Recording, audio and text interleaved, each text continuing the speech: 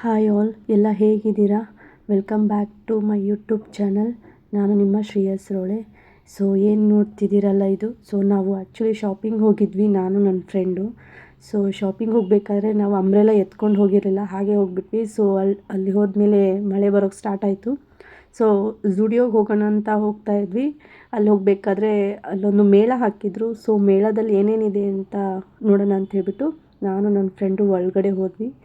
So ಇದೆಲ್ಲ ಹಾಕಿದ್ರು plates, ಈ ಥರ ಮನೆಗೆ ಐಟಮ್ ಬೇಕಿದ್ರೆ ತೊಗೊಂಡು ಹೋಗ್ಬೋದು. ಗೋಡೆ ಮೇಲೆ ಈ ಥರ ಐಟಮ್ ಎಲ್ಲ ನೇತಾಕಿದ್ರೆ ಚೆನ್ನಾಗಿ ಕಾಣಿಸುತ್ತೆ. ಬಟ್ ಡಿಸೈನ್ ನೋಡಿ ಎಷ್ಟು ಚೆನ್ನಾಗಿದೆ ಅಲ್ವಾ.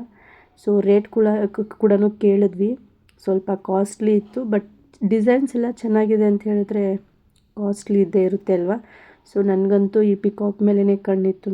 ನಂದು ನನ್ನ ಫ್ರೆಂಡ್ ನಾವಿಬ್ಬರು ಇಷ್ಟಪಟ್ಟಿದ್ದು ಈ ಪಿಕಾಕ್ನೇ. ಸೊ ಅದೆಲ್ಲ ಔಟ್ಸೈಡ್ ಇಟ್ಟಿದ್ರು. ಸೊ ಅದು ಬಂದುಬಿಟ್ಟು ಒಂದು ಚೌಟ್ರಿ ಇದೆ. ಸೊ ಚೌಟ್ರಿಲಿ ಈ ಥರ ಮೇಳ ಅರೇಂಜ್ ಮಾಡಿದರು. ಸೊ ಒಳಗಡೆ ಹೋದ್ಮೇಲೆ ನೋಡ್ತೀವಿ ಫುಲ್ಲು ಸ್ಟೋನ್ಸ್ದೇ ತುಂಬ ಇತ್ತು ಐಟಮ್ಸು. ಬಂದುಬಿಟ್ಟು ಇದು ಶಾರ್ಟ್ ನೆಕ್ಲೆಸ್ಸು, ಲಾಂಗ್ ಇರೋದು. ಸೊ ಫುಲ್ ಬಂದುಬಿಟ್ಟು ಸ್ಟೋನಲ್ಲೇ ಇತ್ತು. ಸೊ ಫುಲ್ ನೋಡ್ತಾ ಇದ್ದೀವಿ, ಎಲ್ಲಿ ನೋಡಿದ್ರು ಫುಲ್ ಸ್ಟೋನೇ ಕಾಣಿಸ್ತಾ ಇರೋದು ನಮ್ಮ ಕಣ್ಣಿಗೆ. ಬ್ರಾಸ್ಲೆಟ್ ಅಂತೆ, ಲಾಂಗ್ ಹಾರ ಅಂತೆ, ಬ್ಯಾಂಗಲ್ಸು ಎಲ್ಲ ಇತ್ತು. ಬಟ್ ನಾನು ನೋಡಿರೋದ್ರಲ್ಲಿ ಜಾಸ್ತಿ ಇದ್ದಿದ್ದೇನಂತ ಹೇಳಿದ್ರೆ ಸ್ಟೋನ್ದೇ ತುಂಬ ಯೂಸ್ ಮಾಡ್ತಿದ್ದಲ್ಲಿ. ಸೊ ಇವನ್ ಬ್ರಾಸ್ಲೆಟ್ ಕೂಡ ಫೇಮಸ್ ಅಲ್ವಾ ಈ ಸ್ಟೋನಲ್ಲಿ, ಯಾವುದೇ ಕಲರ್ ಇವಾಗ ಕೆಲವರು ಇಷ್ಟಪಡ್ತಾರೆ. ಸೊ ಆ ಥರದ್ದು. ಹಾಗೆ ಬ್ಯಾಂಗಲ್ಸ್ ಕೂಡ ನೋಡಿದ್ವಿ. ನನಗೆ ಆ ಬ್ಯಾಂಗಲ್ಸ್ ತುಂಬ ಇಷ್ಟ ಆಯಿತು ಕಲರು. ಅಲ್ಲಿ ಬಟ್ಟೆ ಕೂಡ ಹಾಕಿದ್ರು, ಅಂದರೆ ಕುರ್ತಾ ಸೆಟ್ಸು ಎಲ್ಲ ಇತ್ತು ಒಳಗಡೆ. ಮೇಳ ಅಂದರೆ ಎಲ್ಲ ಇರುತ್ತೆ ಮೀನ್ಸ್ ಈ ಥರ ಕುರ್ತಾ ಸೆಟ್ಟು, ಇಯರಿಂಗ್ಸು ಎಲ್ಲ ಇರುತ್ತೆ. ಸೊ ಕಿಡ್ಸ್ ವೇರು, ಆಮೇಲೆ ಇಯರಿಂಗ್ಸು, ಡಿಸೈನ್ ಇಯರಿಂಗ್ಸ್ ಕೂಡ ಇದ್ವು ಒಳಗಡೆ. ಸೊ ನೀವೇ ನೋಡ್ಬೋದು, ಅಂದರೆ ಫ್ಯಾನ್ಸಿ ಇಯರಿಂಗ್ಸು, ಆಮೇಲೆ ಟ್ರೆಡಿಷ್ನಲ್ ಆಗಿ ವೇರ್ ಮಾಡೋವಂಥದ್ದು, ತುಂಬ ಚಿಕ್ಕದಾಗಿರೋವಂಥ ಇಯರಿಂಗ್ಸು. ಆಮೇಲೆ ಇದರಲ್ಲೂ ಕೂಡ ಸ್ಟೋನ್ಸ್ ಕೂಡ ಇದ್ದಾವೆ ನೋಡಿ. ಸ್ಟೋನ್ಸಲ್ಲೂ ತುಂಬ ಚೆನ್ನಾಗಿದ್ದಾವೆ. ಗೋಲ್ಡನ್ ಕಲರಲ್ಲೂ ತುಂಬ ಚೆನ್ನಾಗಿದ್ವು. ಆಮೇಲೆ ಸಿಲ್ವರ್ ಕಲರು ಅದು ಕೂಡ ತುಂಬ ಚೆನ್ನಾಗಿದ್ವು ಇಯರಿಂಗ್ಸು. ನೀವೇ ನೋಡ್ತಿದ್ದೀರಲ್ವ. And even small clips, rubber band ತುಂಬ ಇದ್ವು. ಕ್ಲಿಪ್ಸು ಕೂಡ ಚೆನ್ನಾಗಿದ್ವು. ಸೊ ಆಮೇಲೆ ಚಿಕ್ಕ ಮಕ್ಕಳಿಗೆ ಹಾಕ್ತಾರಲ್ವ, ಅದು ಬಟರ್ಫ್ಲೈದು, ಅದು ಕೂಡ ಸೂಪರಾಗಿದ್ವು.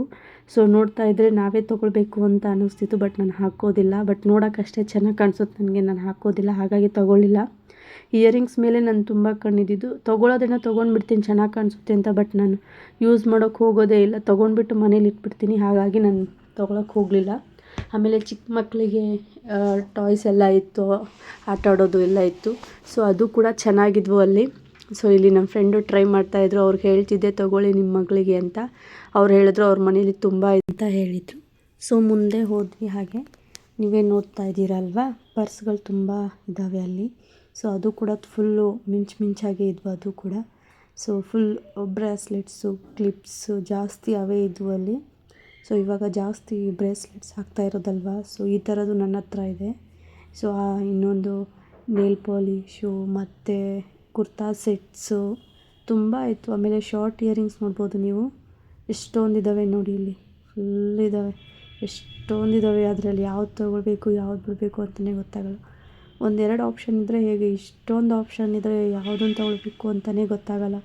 ಅಷ್ಟು ಆಪ್ಷನ್ಸ್ ಇದ್ದಾವೆ, ಅಷ್ಟು ಕಲರ್ ಇದ್ದಾವೆ. ಕಲರ್ ಕೂಡ ಹೇಳೋಕ್ಕಾಗಲ್ಲ, ಅಷ್ಟೊಂದು ಕಲರ್ ಇದ್ದಾವೆ ಇದರಲ್ಲಿ. ಸೊ ಕಲರ್ ಕೂಡ ಚೆನ್ನಾಗಿದ್ದಾವೆ. ಮತ್ತು ಇದು ರಾಜಸ್ಥಾನಿ ಸ್ಟೋನ್ಸ್ ಅಂತ ಅವರೇ ಹಾಕಿದ್ದಾರೆ ನೋಡಿ. ಸೊ ಅಲ್ಲಿಂದನೇ ತಂದಿರೋದು ಅನಿಸುತ್ತೆ, ಅದಕ್ಕೆ ಹಾಕಿರ್ತಾರೆ. ಸೊ ಇಲ್ಲಿ ನೋಡಿ ಮಲ್ಟಿ ಕಲರ್ ಕೂಡ ಚೆನ್ನಾಗಿದೆ ಅಲ್ವಾ. ಸೊ ಫುಲ್ ಕಲರ್ಫುಲ್ಲಾಗಿ ಕಾಣಿಸ್ತಾ ಇದೆ. ಸೊ ಸ್ವಲ್ಪ ಲೈಟು, ಸ್ವಲ್ಪ ಡಾರ್ಕು, ಎಲ್ಲ ಥರ ಕಲರು ಇದೆ. ಸೊ ಇದರಲ್ಲಿ ಜಾಸ್ತಿ ನನಗಿಷ್ಟ ಆಗಿದ್ದು ಪಿಂಕ್ ಕಲರ್, ಸ್ವಲ್ಪ ಬೇಬಿ ಪಿಂಕ್ ಇದೆಯಲ್ಲ. ಸೊ ಆ ಕಲರ್ ಚೆನ್ನಾಗಿ ಕಾಣಿಸ್ತಾ ಇತ್ತು. ಆಮೇಲೆ ದೊಡ್ಡ ಸ್ಟೋನು, ಚಿಕ್ಕ ಸ್ಟೋನು ಅವೆರಡೂ ಇತ್ತು. ಆಮೇಲೆ ಇಯರಿಂಗ್ಸ್ ಕೂಡ ಇದ್ದಾವೆ ನೋಡಿ ಇಲ್ಲಿ, ಹೀಗೆ ಹ್ಯಾಂಗಿಂಗ್ ಮಾಡೋದು. ಅಲ್ಲಿಂದ ಹೊರಟಿದ್ದೆ ನಾವು ಝುಡಿಯೋ ಕಡೆಗೆ. ಸೊ ಶಾಪಿಂಗ್ ಅಂತ ಹೋಗಬೇಕು ಅಂತ ಹೇಳಿದ್ನಲ್ವ. ಸೊ ಅಲ್ಲಿಂದ ಹೊರಟಿ ಶಾಪಿಂಗ್ ಮಾಡೋಕ್ಕೆ ಅಂತ ಹೋದ್ವಿ. ಸ್ವಲ್ಪ ಇಲ್ಲಿ ಬಟ್ಟೆ ಕೂಡ ತೊಗೊಂಡ್ವಿ. ಅದಾದಮೇಲೆ ನಾವು ಈವ್ನಿಂಗ್ ಮನೆಗೆ ಹೋದ್ವಿ. ಸೊ ಇವನ್ ನಮ್ಮಮ್ಮ ಮನೇಲಿದ್ದರು. ಸೊ ಪಾಲಕ್ ಸೊಪ್ಪು ತೊಗೊಂಬಂದಿದ್ರು ಅಂತ ಹೇಳಿಬಿಟ್ಟು ನನಗೆ ಪಾಲಕ್ ಸೊಪ್ಪು ಸ್ವಲ್ಪ ಬಿಡಿಸು ಅಂತ ಹೇಳಿದ್ರು. ನಮ್ಮಮ್ಮ ರೊಟ್ಟಿ ಮಾಡ್ತಾಯಿದ್ರು. ಅದಕ್ಕೆ ನಾನು ಕೂತ್ಕೊಂಡು ಸೊಪ್ಪನ್ನೆಲ್ಲ ಬಿಡಿಸ್ತಾ ಕೂತ್ಕೊಂಡೆ. ಸೊ ಒಂದು ಕಟ್ ತೊಗೊಂಬಂದಿದ್ರು.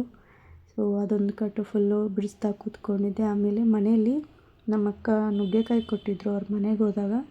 ಸೊ ಅದಕ್ಕೆ ನುಗ್ಗೆಕಾಯಿನೂ ಹಾಕಿಬಿಟ್ಟು ಪಾಲಕ್ ಸೊಪ್ಪಿಗೆ ಆ್ಯಡ್ ಮಾಡಿಬಿಟ್ಟು ಸಾಂಬಾರು ಮಾಡೋಣ ಅಂತ ನಮ್ಮಮ್ಮ ಹೇಳಿದ್ರು. ಅಂತ ಹೇಳಿಬಿಟ್ಟು ಈ ನುಗ್ಗೆಕಾಯಿನೆಲ್ಲ ಚಿಕ್ಕ ಚಿಕ್ಕದಾಗಿ ಕಟ್ ಮಾಡಿಕೊಂಡೆ. ಆಮೇಲೆ ಬೇಳೆನೂ ಕೂಡ ವಾಶ್ ಮಾಡಿ ಇಟ್ಕೊಂಡೆ. ಆಮೇಲೆ ಪಾಲಕ್ ಸೊಪ್ಪನ್ನ ತೊಳೆಯೋ ಮುಂಚೆನೇ ಕಟ್ ಮಾಡಬೇಕು. ಅಂದರೆ ವಾಶ್ ಮಾಡಿಬಿಟ್ಟು ಕಟ್ ಮಾಡ್ತೀನಿ ಅಂದರೆ ಅದು ಹಾಗೆ ಮಣ್ಣು ಇರುತ್ತೆ.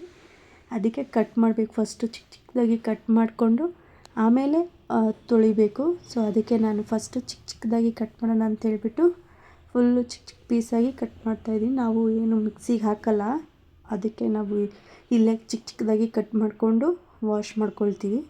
ಸೊ ಫುಲ್ಲು ನೀರು ತೆಗೆದುಬಿಟ್ಟು ಹಾಕಬೇಕು. ಯಾಕಂತ ಹೇಳಿದ್ರೆ ನಾವು ಮತ್ತೆ ಚೆನ್ನಾಗಿರೋ ವಾಟರ್ನ ಆ್ಯಡ್ ಮಾಡ್ತೀವಲ್ವ.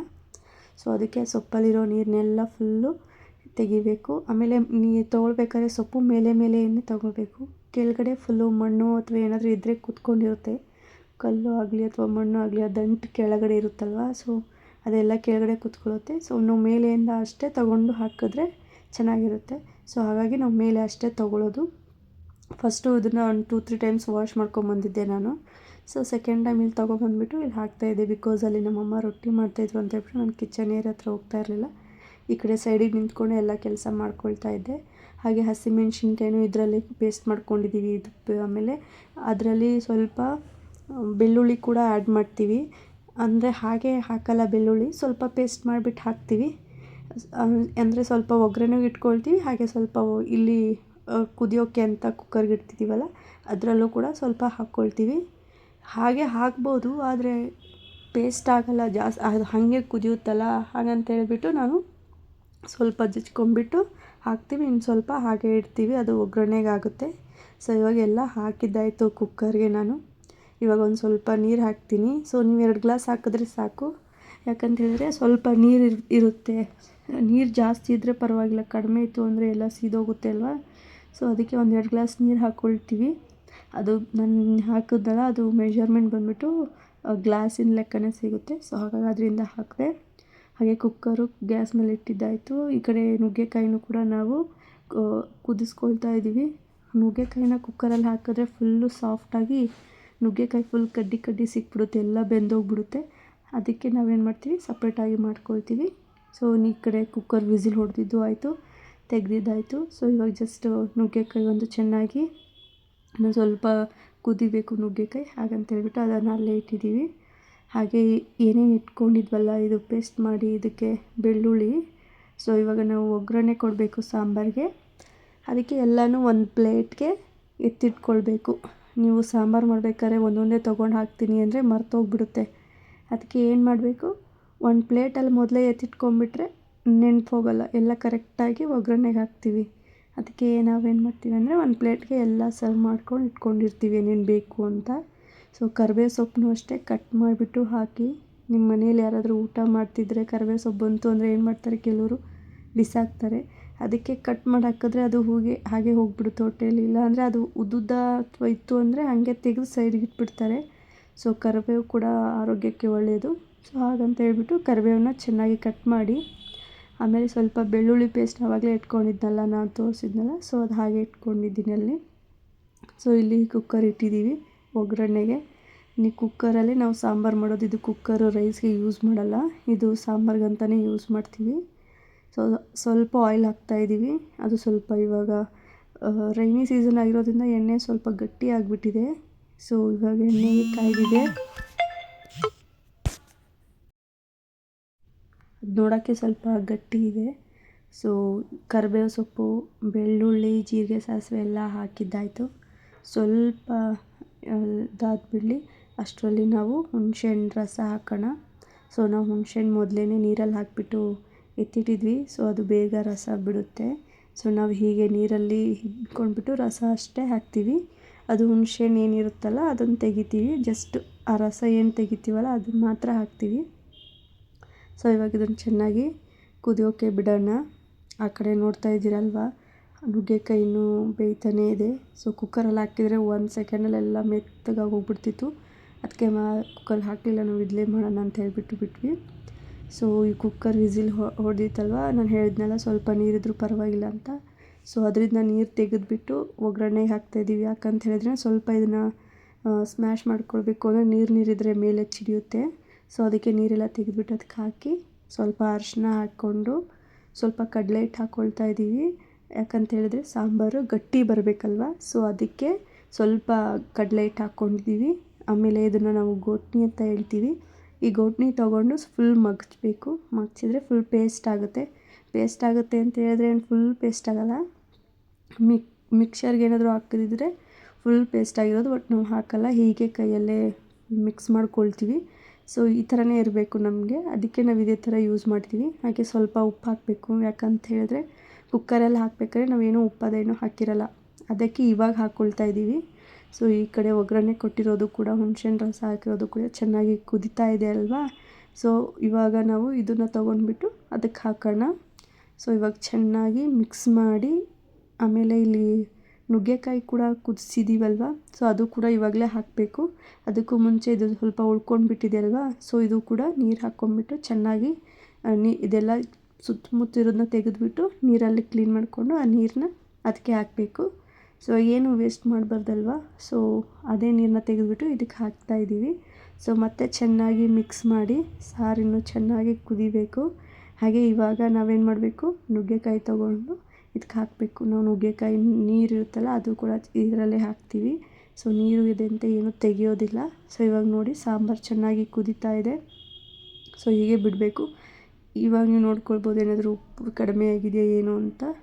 ನಿಮ್ಗೆ ರುಚಿಗೆ ತಕ್ಕಷ್ಟು ನೀವು ಹಾಕ್ಕೊಳ್ಬೇಕು. ಸೊ ಸಾರು ಇವಾಗ ಚೆನ್ನಾಗಿ ಕುದೀತಾ ಇದೆ. ಸೊ ಇದಕ್ಕೆ ನಮ್ಮ ಮನೆಯಲ್ಲಿ ರೊಟ್ಟಿ ಮಾಡಿದರು. ಸೊ ನಾವು ರೊಟ್ಟಿ ಜೊತೆಗೆ ಈ ಸಾಂಬಾರು ತಿಂದ್ವಿ. ನಮಗೆ ರೊಟ್ಟಿಗೆ ಪಲ್ಯ ಬೇಕು ಅಂತ ಏನಿಲ್ಲ, ಈ ಥರ ಇದ್ದರೆ ಸಾಕು ನಮಗೆ. ಐ ಹೋಪ್ ನಿಮಗೆ ಈ ವಿಡಿಯೋ ಇಷ್ಟ ಆಗಿರುತ್ತೆ ಅಂದ್ಕೊಂಡಿದ್ದೀನಿ. ಪ್ಲೀಸ್ ಸಬ್ಸ್ಕ್ರೈಬ್ ಮಾಡಿ, ಶೇರ್ ಮಾಡಿ ಆ್ಯಂಡ್ ಲೈಕ್ ಮಾಡಿ.